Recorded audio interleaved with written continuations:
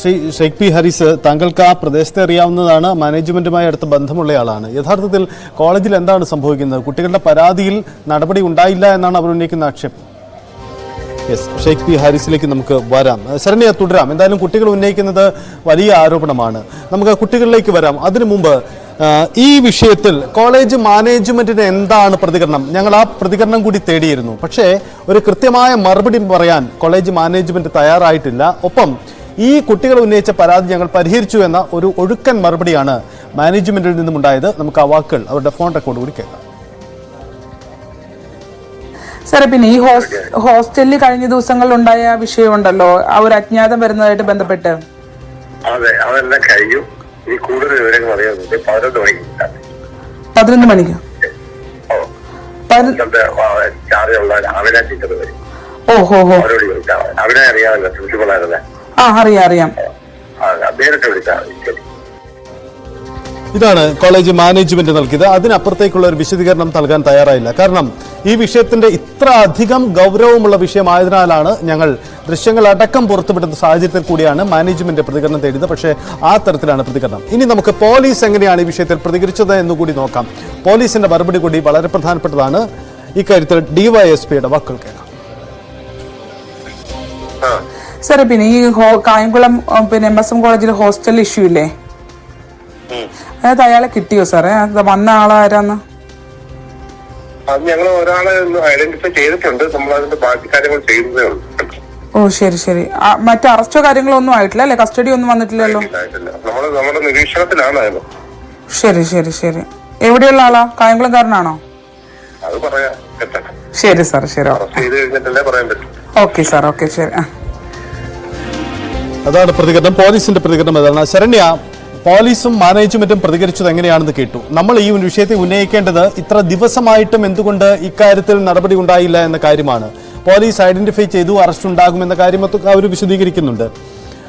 യഥാർത്ഥത്തിൽ ആദ്യവട്ട ഈ പരാതി ഉന്നയിക്കപ്പെട്ടതിന് ശേഷം സാധാരണ രീതിയിൽ ഇങ്ങനെ ഒരു ഹോസ്റ്റലിൽ ഒരു കുട്ടികളുടെ പരാതിയൊക്കെ വരുമ്പോൾ അതവിടുത്തെ ഒരു സാമൂഹ്യ വിഷയമായി മാറുകയും അങ്ങനെ ഒരു പൊതു ഇടപെടലുമൊക്കെ ഉണ്ടാവേണ്ടതല്ലേ? അങ്ങനെ ഈ വിഷയത്തിൽ എന്തെങ്കിലും ഇടപെടൽ ഉണ്ടായിട്ടുണ്ടോ ശരണ്യ?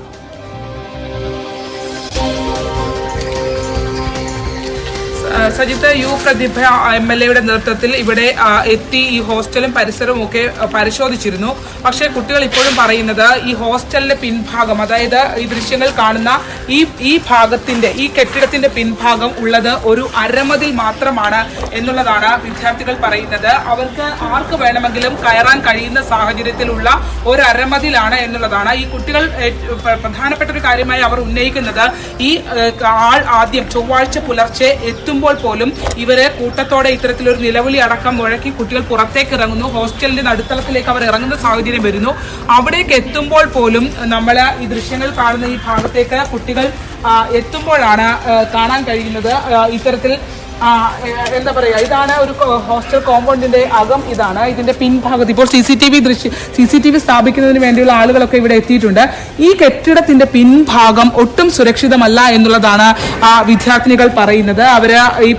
അവർ സൂചിപ്പിക്കുന്നത് പോലെ തന്നെ ഇന്നിപ്പോ വിദ്യാർത്ഥിനികളുടെ അവരുടെ രക്ഷകർത്താക്കൾ വന്നിട്ട് പേരന്റ്സ് മീറ്റിംഗ് ഇവിടെ നടക്കുകയാണ്. കാരണം വളരെ ഗൗരവത്തോടെയാണ് ഇത് കാണുന്നത്. പിൻഭാഗം ഒട്ടും സുരക്ഷിതമല്ല എന്നുള്ളതാണ് കുട്ടികൾ വ്യക്തമാക്കുന്നത്. എന്തായാലും ഇവര് ഈ കാണുന്ന കോമ്പൗണ്ടാണ് ഇതിന്റെ, അതായത് ഈ ഹോസ്റ്റൽ പരിസരം ഇതാണ്. ഇതിന്റെ ഏറ്റവും ടോപ്പിലാണ് ആൾ വന്നത് എന്നുള്ളതാണ്. ഇതിന്റെ ഏത് ഭാഗത്തായിട്ടാണ് നിങ്ങൾ CCTV വിഷ്വലിൽ ആൾ പാസ് ചെയ്യുന്ന കണ്ടിട്ടുള്ള ഏത് ഭാഗത്താ? ഒന്ന് വരും പറയൂ.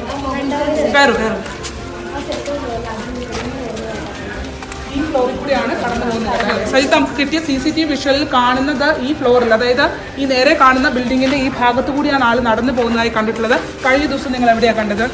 ഞാനും ഇവളും കൂടെ പുറത്ത് ബാക്ക് സൗണ്ട് കേട്ടത് പറയാൻ വേണ്ടി ഞങ്ങൾ രണ്ടുപേരും ഇറങ്ങി നടന്നില്ല. ഇവിടെ എൻ്റെ അടുത്ത് ഇടിഞ്ഞ് ടെറസിലാണ് ആരും നിൽപ്പുണ്ടോ എന്ന് ചുമ്മാ പറഞ്ഞു. അപ്പോൾ ഞാൻ ജസ്റ്റ് ചുമ്മാ കാഷ്വലായിട്ട് നോക്കിയപ്പോൾ ഒരാൾ ഇങ്ങനെ ഇതിലെ കൂടെ നടക്കുന്നത്. അത് കഴിഞ്ഞ് കുറച്ച് പേര് ടെറസിൽ വിട്ടു. അങ്ങനെ ഞങ്ങൾ ഇവിടെ നിന്ന് സെക്യൂരിറ്റി 4 പേരും മേളിൽ ടെറസിലോട്ട് നടന്നു. ഞങ്ങൾ സെക്യൂരിറ്റി ഉൾപ്പെടെ 2 പേരും ഇവിടെ നിൽപ്പുണ്ടായിരുന്നു. ഞങ്ങൾക്ക് ഉറപ്പ് വരുത്താൻ വേണ്ടി അവരെ കണ്ടുകൊണ്ട് അവൻ ഈ ഒരു മൂലയിലോട്ട് വന്ന് നിൽക്കുമായിരുന്നു. അപ്പോൾ സെക്യൂരിറ്റി ഉൾപ്പെടെ കണ്ടതാണ്. അതിനുശേഷം പോലീസ് വരുന്നത്. പോലീസ് വന്ന് ഫുള്ള് നോക്കിയിട്ട് പറയാം നിങ്ങളുടെ തോന്നലാന്ന് പറഞ്ഞു. അതാണ് സഹിത്ത്, അതായത് സ്ത്രീ സുരക്ഷയ്ക്ക് ഏറ്റവും അധികം പ്രാധാന്യം കൊടുക്കുന്ന സംസ്ഥാനങ്ങളിൽ ഒന്നാണ് കേരളം എന്നാണ് നമ്മൾ അവകാശപ്പെടുന്നത്. ഇപ്പോൾ 7 ദിവസമായി, അതായത് ഒരാൾ 7 ദിവസമായി ഈ കുട്ടികളെ ഭയപ്പെടുത്തിക്കൊണ്ട് ഈ കോമ്പൗണ്ടിൽ പലയിടങ്ങളിലായി വിഹരിക്കുന്നു. രാത്രി പുലർച്ചയോടുകൂടി എത്തുന്നു, ഇവിടുത്തെ ബൾബ് ഊരി മാറ്റുന്നു, ടോയ്ലറ്റ് റൂമുകളിൽ അടക്കം കയറുന്ന ഒരു സാഹചര്യം ഉണ്ടാകുന്നു, ശുചിമുറികളിൽ എത്തുന്നു, അവർ കിടക്കുന്ന മുറികളിൽ എത്തുന്നു. ഇത്രയും കാര്യങ്ങൾ CCTV ദൃശ്യങ്ങളടക്കം ഈ കുട്ടികൾ ആവശ്യപ്പെട്ടതിന് ശേഷം മാത്രമാണ് പരിശോധിക്കുകയും ഒരാൾ കയറിയിട്ടുണ്ട് എന്ന് അവർ തിരിച്ചറിയുകയും ചെയ്യുന്നത്. അത്രമാത്രം ഗൗരവമല്ലാതെയാണ് മാനേജ്മെന്റ് ഇതിനെ നോക്കിക്കണ്ടത്. അതിനുശേഷം കുട്ടികൾക്ക് പ്രതിഷേധിക്കേണ്ടി വന്നു. അവർക്ക് കോളേജിലെത്തി പ്രിൻസിപ്പല് റൂമിലെത്തി അവിടെ ഖരാബ് ചെയ്യുന്ന ഒരു സാഹചര്യത്തിലേക്ക് വന്നു. അവിടെ വെച്ച് 3 കുട്ടികൾ ഈ ഉറക്കക്കുറവും അവരുടെ പ്രശ്നങ്ങളും എല്ലാം കൊണ്ട് ബോധക്ഷയമുണ്ടായി 3 പെൺകുട്ടികളെ ആശുപത്രിയിൽ പ്രവേശിപ്പിക്കുന്ന സാഹചര്യത്തിലേക്ക് MSM കോളേജിന്റെ ഈ ഹോസ്റ്റലുമായി ബന്ധപ്പെട്ട വിഷയം വരുന്നു. സ്ത്രീ സുരക്ഷയ്ക്ക് ഏറ്റവും പ്രാധാന്യമുള്ള ഒരിടത്ത് CCTV വിഷ്വൽ അടക്കം ലഭ്യമായിട്ടും 7 ദിവസമായിട്ട് പോലീസിന് ആളാരാണെന്ന് തിരിച്ചറിയാനോ അയാളെ കണ്ടെത്താനോ ഈ കുട്ടികളുടെ ഭയം അകറ്റാനോ കഴിഞ്ഞിട്ടില്ല എന്നുള്ളതാണ് ഇവിടെ ആവർത്തിച്ചു വരുന്നുണ്ടെന്ന് കുട്ടികൾ പോലീസിനോട് പറയുമ്പോൾ പോലും ഇവിടെ ഒരു സെക്യൂരിറ്റി ജീവനക്കാരനോ അല്ലെങ്കിൽ ഒരു പോലീസിന്റെ ഒരാളെ കാവലിടാനോ അവർ തയ്യാറായിരുന്നില്ല. മറിച്ച് പെട്രോളിംഗ് മാത്രമാണ് നടന്നത്. ഇവിടെ വന്ന് കേവലം ഒരു നടപടിക്രമം എന്ന പോലെ ഒപ്പിട്ടിട്ട് പോവുകയായിരുന്നു എന്നുള്ളതാണ് വിദ്യാർത്ഥികൾ പറയുന്നത്. ആ ദിവസവും പോലീസ് ഇവിടെ പെട്രോളിംഗ് നടത്തി പോകുന്ന ആ ദിവസവും ഇവിടെ ആള് കയറിയിരുന്നു എന്നുള്ളതാണ് പറയുന്നത്. ഈ കുട്ടികളുടെ ആകാംക്ഷ, ഈ കുട്ടികളുടെ പ്രശ്നങ്ങൾ അത് അടിയന്തരമായി ഗൗരവത്തിൽ സർക്കാർ എടുക്കേണ്ടതാണ്. ഇവരുമായി ബന്ധപ്പെട്ട വിഷയങ്ങൾ അത് പരിശോധിക്കേണ്ടത് തന്നെയാണ്. ആളാരാണ്, അതായത് ഇത്രയും ദിവസം ഈ CCTV വിഷ്വലിൽ അടക്കം പതിഞ്ഞ ഈ വ്യക്തിയെ കണ്ടെത്താൻ എന്തുകൊണ്ട് പോലീസിന് കഴിയുന്നില്ല എന്നുള്ളത് തീർച്ചയായും ജില്ലാ പോലീസ് മേധാവി അടക്കം നമുക്ക് മറുപടി നൽകേണ്ടതാണ്. സജിത്.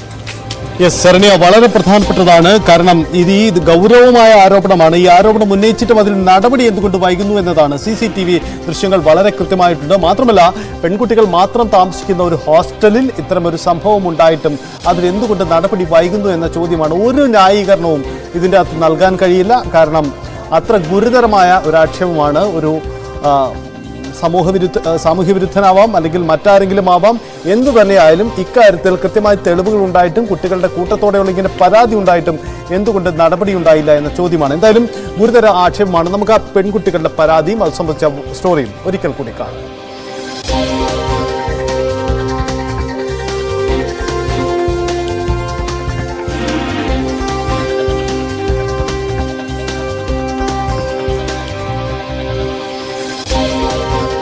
ഞങ്ങളുടെ കയ്യിൽ ആയുധങ്ങളും സംഭവങ്ങളൊക്കെ കരുതി വെച്ചിട്ട് ഞങ്ങളിങ്ങനെ ഇരിക്കണത്. അപ്പൊ ഇന്നലെ നോക്കുമ്പോൾ ഇന്നലെ ഇങ്ങനെ ഓരോ സൗണ്ടുകൾ ഒരു 2 to 3, 4 മണി വരെ ഞങ്ങളിത് ഓരോന്ന് കേട്ടോണ്ടിരിക്കുക. ഒരു സൗണ്ട് വെക്കുമ്പോഴത്തേന് എല്ലാവരും ഒരേപോലെ എന്താ കേട്ട് അതായത് എല്ലാവർക്കും കേൾക്കുന്നുണ്ട്. ഒരാൾ കാണുമ്പോൾ അടുത്ത ആളും കാണുന്നത് ഗ്രൂപ്പിൽ അപ്ഡേറ്റ് ചെയ്തുകൊണ്ടിരിക്കുകയാണ്. കഴിഞ്ഞ ചൊവ്വാഴ്ച പുലർച്ചെ 2 മണിയോടെയാണ് ഹോസ്റ്റലിലെ വിദ്യാർത്ഥിനികൾ ശുചിമുറിയുടെ ഉള്ളിൽ അപരിചിതനെ കാണുന്നത്. ഭയന്ന് വിറച്ചുപോയ പെൺകുട്ടി പിന്നീട് മുറിയിലേക്ക് എത്തിയപ്പോൾ ഉറങ്ങിക്കിടക്കുന്ന സഹപാഠിയെ നോക്കി നിൽക്കുന്ന ഇയാളെ വീണ്ടും കണ്ടു. തിരിഞ്ഞു നോക്കിയ അയാൾ പിന്നിൽ നിൽക്കുന്ന തന്നെ കുറെ സമയം രൂക്ഷമായി നോക്കി നിന്നതായി അവൾ പറയുന്നു. ഒന്ന് നിലവിളിക്കാൻ പോലും ആകാത്ത വിധം ഭയന്ന അവസ്ഥയായിരുന്നു. പിന്നീട് ധൈര്യം സംഭരിച്ച് അലറി വിളിക്കുകയാണുണ്ടായത്. ഞങ്ങൾ ടോയ്ലറ്റിലോട്ട് പോയ ടൈമില് ടോയ്ലറ്റിൽ ഇരുന്ന് അങ്ങോട്ട് കയറിയില്ല. അങ്ങോട്ട് കയറി ഇവള് ജസ്റ്റ് ഇങ്ങനെ തല ഇടിച്ചപ്പോ ഒരാള് എത്തി നോക്കുമ്പോ അവരെ കണ്ണ് വരെ കാണാൻ പറ്റുന്നുള്ളൂ. അപ്പൊ ഇവള് പേടിച്ച് ഇവള് മിണ്ടാതെ ഇരുന്ന്, കാരണം ഇവള് ഒച്ച ഉണ്ടാക്കിയുള്ള വല്ലതും ചെയ്തു പോയാലെന്നുള്ള പേടി. അങ്ങനെ കുറച്ചു നേരം മിണ്ടാതെ ഇരുന്ന് കുറച്ച് പതുക്കെ ഇറങ്ങി പുറത്ത് വന്ന് ഇവള് പെട്ടെന്ന് അങ്ങനെ നേരെ ഉറങ്ങി ഓടിക്കാണെന്ന് വിചാരിച്ച് ഇവള് പുറത്ത് വന്ന് കൂടെ ഉള്ള റൂമിലുള്ളവളെയും വിളിച്ച് താഴെ ആന്റിമാരടുത്ത് വന്ന് പറയാന്ന് വിചാരിച്ച് അങ്ങനെ റൂമിൽ വരുമ്പോ ഇവ റൂമിൽ നിൽക്കുക, മറ്റവളുടെ കാലിന്റെ ചുവട്ടിൽ വന്ന് നിൽക്കുക. എന്നിട്ട് ഇവളെ കാണുമ്പോൾ ഇവ നേരെ വന്ന് ഇവളെടുത്ത് മുഖാമുഖം ഇങ്ങനെ നിൽക്കുക. വിദ്യാർത്ഥിനികൾ പറയുന്നത് ശരിയെന്ന് ഹോസ്റ്റലിലെ CCTV ദൃശ്യങ്ങൾ സ്ഥിരീകരിക്കുന്നു.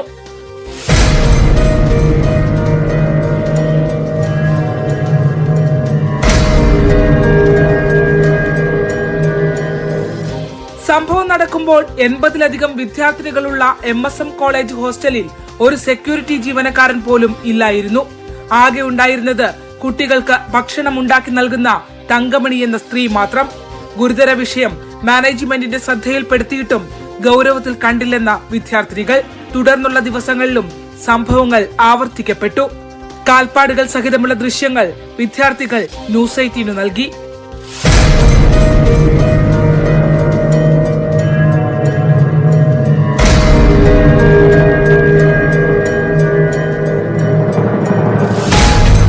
അവർ മേലല്ല ഒരാൾ പോകണ കണ്ട്. അത് ഒരു റൂമുകാരല്ല കണ്ടത്, എല്ലാ റൂമുകളും കണ്ടു. അതായത് പാസ് ചെയ്തവൻ പോകണ കണ്ട്. അന്നത്തെ ആ പിറ്റേ ദിവസം അതുപോലെ ലൈറ്റ് മിന്നണയൊക്കെ അന്ന് കണ്ട്. പക്ഷെ നമുക്ക് ആ രാത്രി കാണുമ്പോൾ നമുക്ക് എന്താണെന്നൊന്നും മനസ്സിലാവണില്ല. പക്ഷേ പിറ്റേ ദിവസം രാവിലെ നമ്മൾ നീച്ചിട്ട് ഈ സ്ഥലമൊക്കെ ചെന്ന് നോക്കുമ്പോൾ കാണുന്നത് ബൾബ് ഊരി വെച്ചിക്കണ്, നടന്ന കാൽപ്പാടുകൾ കാണണ്. എന്താ പറയുക, ബാത്റൂമിൻ്റെ അവിടെയൊക്കെ പുതിയ കാൽപ്പാട് എത്തിയൊഴിഞ്ഞ സംഭവങ്ങൾ ഇതൊക്കെ കാണുന്നുണ്ട്. തുടർച്ചയായ 4ാം ദിവസം ശല്യം തുടർന്നതോടെ ഉറക്കം പോലും നഷ്ടപ്പെട്ട അവസ്ഥയിലായി വിദ്യാർത്ഥിനികൾ. രാത്രി മുഴുവൻ വടിയും മറ്റുമായി ഉറങ്ങാതെ കാത്തിരുന്നു. കോളേജിലെത്തി പ്രിൻസിപ്പൽ മുഹമ്മദ് താഹയെ വിവരമറിയിക്കുന്നതിനിടയിൽ തന്നെ 2 കുട്ടികൾ ബോധക്ഷയത്താൽ വീണു. ആശുപത്രിയിൽ പ്രവേശിപ്പിക്കപ്പെട്ട വിദ്യാർത്ഥിനികൾ ഇങ്ങനെ പറയുന്നു. ആളെ കണ്ടുപിടിക്കാന്ന് പറയുന്നുണ്ട്, കണ്ടുപിടിക്കണം എന്നൊരു കറക്റ്റായിട്ട് ഒരു പ്രോപ്പറായിട്ടുള്ളൊരു റിപ്ലൈ എനിക്ക് തന്നിട്ടില്ല. ഹോസ്റ്റൽ അറിയാമെന്ന് പോലും അറിയത്തില്ല. അവർക്കൊരു ഉത്തരവാദിത്തം ഇല്ലെന്നാണ് പറയുന്നത്. ഞങ്ങളിത് ആരോടെ കംപ്ലൈൻറ്റ് ചെയ്യണമെന്ന് ഞങ്ങൾക്കറിയില്ല. ഇങ്ങനെ ഹോസ്റ്റലിൽ വെച്ചിട്ട് 3 ദിവസം ഞങ്ങൾ ഒരുപാട് പറഞ്ഞു നോക്കിയിട്ട് കേൾക്കാഞ്ഞിട്ടാണ് ഞങ്ങൾ കോളേജിൽ പോയി പ്രശ്നം ഉണ്ടാക്കിയത്. അതിനിടക്ക് അവർ ചെയ്തു തരാമെന്നൊക്കെ പറയുന്നുണ്ട്. ഇനി എന്താവുമെന്ന് അറിയില്ല. ഇനി ഒരു ദിവസം പോലും അവിടെ നിൽക്കാൻ, രാവിലെ ആണെങ്കിലും രാത്രി ആണെങ്കിലും, അത് ബാത്റൂമിൽ പോകാനാണെങ്കിലും, അങ്ങ് തൊട്ടങ്ങോട്ട് മാറാൻ പോലും ആണെങ്കിലും എല്ലാവർക്കും പേടി, ഒരു സൗണ്ട് കേൾക്കാൻ നേരത്തേക്ക്. എന്ത് വിശ്വസിച്ചാണ് അവിടെ നിൽക്കേണ്ടതെന്ന് പോലും ഞങ്ങൾക്ക് അറിയില്ല. വ്യാപക പരാതി ഉയർന്നതിനെ തുടർന്നാണ് കോളേജ് മാനേജ്മെന്റ് വിഷയത്തെ ഗൗരവത്തോടെ കണ്ടു തുടങ്ങിയത്. കായംകുളം ഡിവൈഎസ്പിയുടെ നേതൃത്വത്തിലുള്ള സംഘം കോളേജിലെത്തി പരിശോധന നടത്തി. സംഭവത്തിൽ കേസെടുത്ത് അന്വേഷണം ആരംഭിച്ചു.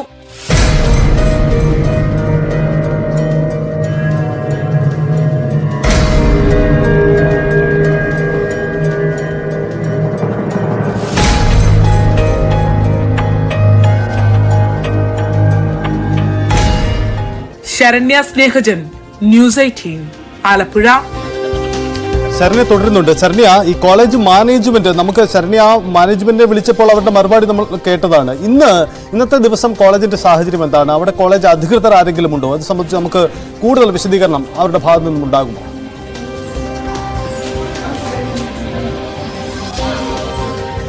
സജിത്ത്, ഇപ്പൊ കോളേജ് വൈസ് പ്രിൻസിപ്പൽ അടക്കമുള്ള ആളുകൾ ഹോസ്റ്റലിൽ എത്തിയിട്ടുണ്ട്. കുട്ടികളുടെ രക്ഷകർത്താക്കൾ എത്തിയിട്ടുണ്ട്. ഒരു പേരന്റ്സ് മീറ്റിംഗ് ആണ് ഇപ്പോൾ നടന്നുകൊണ്ടിരിക്കുന്നത്. അതിനുശേഷം ഈ കോളേജ് അധികൃതരുമായി ബന്ധപ്പെട്ട് കോളേജിലെ അധ്യാപകരുടെ തന്നെ പ്രതികരണം നമുക്ക് തേടാൻ കഴിയും എന്നുള്ളതാണ് മനസ്സിലാകുന്നത്. അതിനുവേണ്ടി നമ്മളിവിടെ കാത്തു നിൽക്കുകയാണ്. രക്ഷകർത്താക്കൾ അടക്കം അകത്തെത്തി ഇപ്പോൾ അധ്യാപകരുമായി അവരുടെ ആശങ്കകൾ പങ്കുവയ്ക്കുകയാണ്. കഴിഞ്ഞ ദിവസങ്ങളിലൊക്കെ പുലർച്ചെ വരെ ഈ കുട്ടികൾ അവിടെ നിൽക്കുകയായിരുന്നു. നമ്മൾ എത്രമാത്രം ഈ കെട്ടിടത്തിന്റെ പല ഭാഗങ്ങളിലും വലിയ എയർ ഹോളുകൾ ഉണ്ട് എന്നുള്ളതാണ്. 2 ആൾക്ക് കടക്കാൻ കഴിയുന്ന രീതിയിലുള്ള അത്രയും വലിയൊരു എയർ ഹോൾ, അത് എന്താണ് അവർ പ്രാക്ടിക്കലി ഉദ്ദേശിക്കുന്നത് നമുക്ക് മനസ്സിലാകുന്നില്ല. അത്തരത്തിൽ ആ മുകൾ ഭാഗമൊക്കെ കണ്ടാൽ തന്നെ അറിയാം, അത്തരത്തിൽ ആളുകൾക്ക് കടക്കാൻ കഴിയുന്ന രീതിയിലുള്ള ഒരു രീതിയിലാണ് ഇത് കെട്ടി വെച്ചിരിക്കുന്നത്. അതൊക്കെ അടക്കണമെന്നാണ് കുട്ടികൾ ആവശ്യപ്പെട്ടത്. അപ്പോൾ ഇവിടെ ചെയ്തത് ഒരു അലൂമിനിയം ഷീറ്റ് കൊണ്ട് ആ ഭാഗങ്ങൾ അടച്ചു. അതും അയാൾ പൊളിച്ചു എന്നുള്ളതാണ്. അതിന്റെ സ്ക്രൂ അടക്കം ഇളകി നിൽക്കുന്നതിന്റെ ദൃശ്യങ്ങൾ നമുക്ക് കാണാൻ കഴിഞ്ഞിട്ടുണ്ട്. അത്തരത്തിൽ ആ രീതിയിലെല്ലാം മറിച്ച് അതിന് കുറച്ചുകൂടെ ബലവത്തായ രീതിയിൽ മാറ്റണം. ഇപ്പോൾ കുട്ടികളുടെ നിരന്തര പരാതിയുടെ അടിസ്ഥാനത്തിൽ CCTV സ്ഥാപിക്കുന്ന നടപടിക്രമങ്ങൾ ഇവിടെ ആരംഭിച്ചിട്ടുണ്ട്. അതേസമയം തന്നെ ഇപ്പോൾ പേരന്റ്സ് മീറ്റിംഗ് നടന്നുകൊണ്ടിരിക്കുകയാണ്. അവര് പറയുന്നത്, ഇതിൽ ഏറ്റവും ഗൗരവമുള്ള ഒരു കാര്യം കുട്ടികൾ പറയുന്നത്, സജിത്ത്, അവർക്കൊരു വാർഡൻ എന്ന് പറയുന്ന ഒരാൾ ഇവിടെ ഇല്ല. ഇത്രയും